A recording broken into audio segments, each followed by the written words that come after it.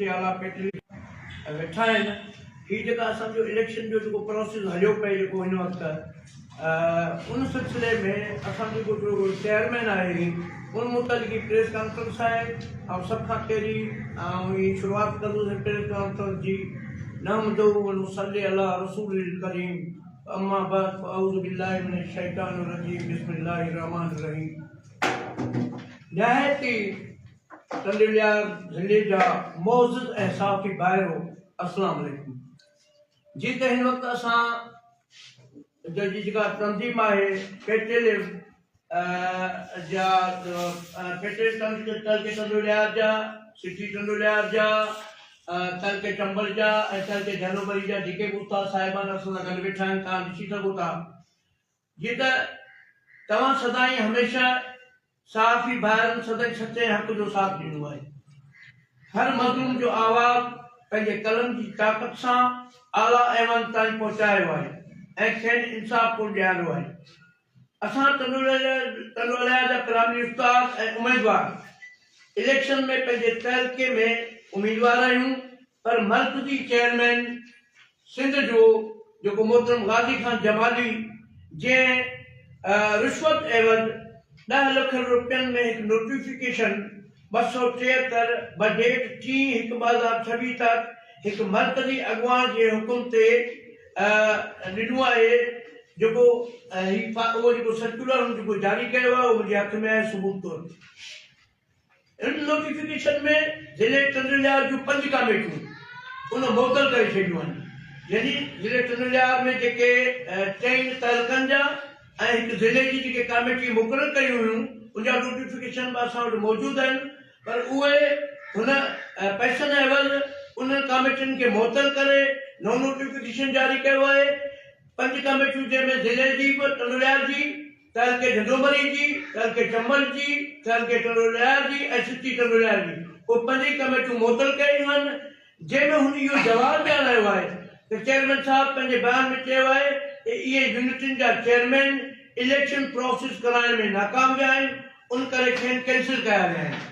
जॾहिं त जीअं त चेयरमैन साहब इलेक्शन बाबति काफ़ी जेका गॾु आहे उनमें 6 तारीख़ ते फार्म वसूल करणा हुआ, पर उहे फार्म 8 जनवरी ते ॾिना विया आहिनि ऐं जमा कराया विया आहिनि।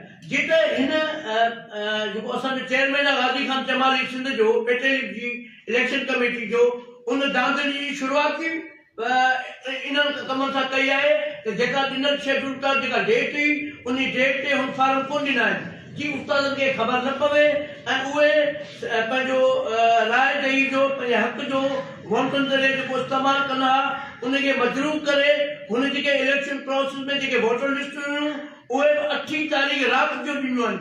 जीअं त उहे वोटर लिस्टूं अॻुवाट में ॾियणु खपंदियूं हुयूं उन्हनि चेयरमैननि खे, पर उहो बि धांधली जी शुरूआति उन्हनि उते ई कई आहे।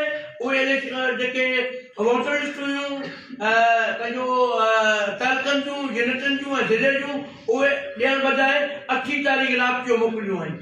जीअं त चेयरमैन साहब इलेक्शन बाबति काफ़ी गॾु आहे, उहा असां मूं वटि पई आहे। फार्म वसूल करणा हुआ, पर उहे फार्म 8 जनवरी ते ॾिना विया ऐं उहे वोटर लिस्टूं जेके अॻुवाट चेयरमैननि खे ॾियणियूं हुयूं उहे 8 जनवरी ते राति जो उहे पंहिंजो उन्हनि चेयरमैननि खे मोकिलियूं वयूं आहिनि। इहा धांधली जी शुरूआति उते ई कई आहे ऐं 9 जनवरी ते बरोज़ जुमे ते आख़िरी टाइम 3 बजे ताईं हो। गाज़ी खान जमाली चेयरमैन सिंध जी इलेक्शन कराइण में मुकम्मल तौर ते नाकाम वियो आहे। आइन ऐं ज़ाब्ता इख़्लाक़ जी भंजकड़ी कई, वोटर लिस्ट में पिणु वॾी धांधली कई वई आहे।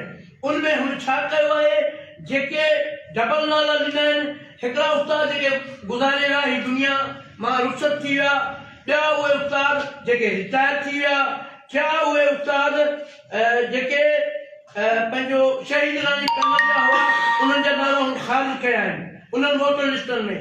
त जीअं उहो पंहिंजे राय जो या हक़ ॾेई जो इस्तेमालु न करे सघनि, उनमें उन्हनि जा नाला ख़ारिज कया विया।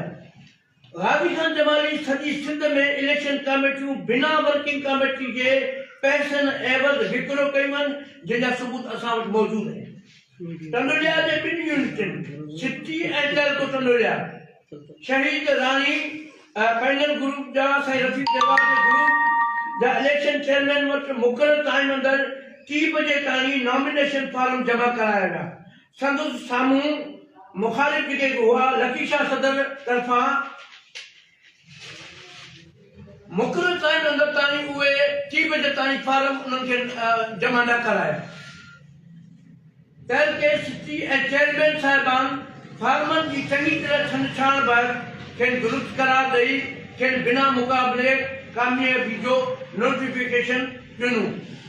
पर मर्कज़ी चेयरमैन 21 ॾींहनि गुज़रण बैदि उन्हनि ॿिनि सिटी ऐं तहलके जो चेयरमैन साहिबान जो नोटिफिकेशन रद्द करे उते इलेक्शन जो ऐलान कयो आहे। असां अहिड़े अमल जी सख़्त मज़म्मत कयूं था।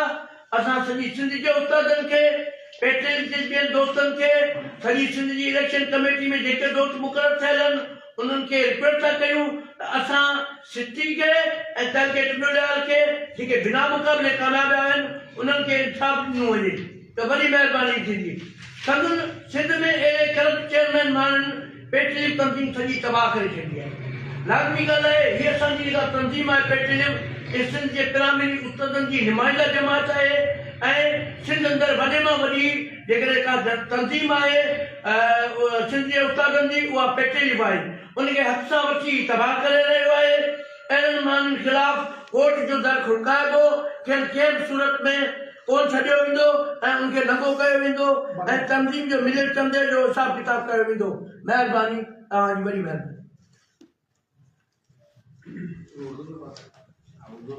आप बात करो शफी उर्दू में बताएं। माइक लगा दो। पहले मैं ये कह रहा था कि शफी भाई आप बोलो। नहीं आप भाई चाचा ने सारी बात बता दी, आप कुछ बता दो बस। उर्दू में आप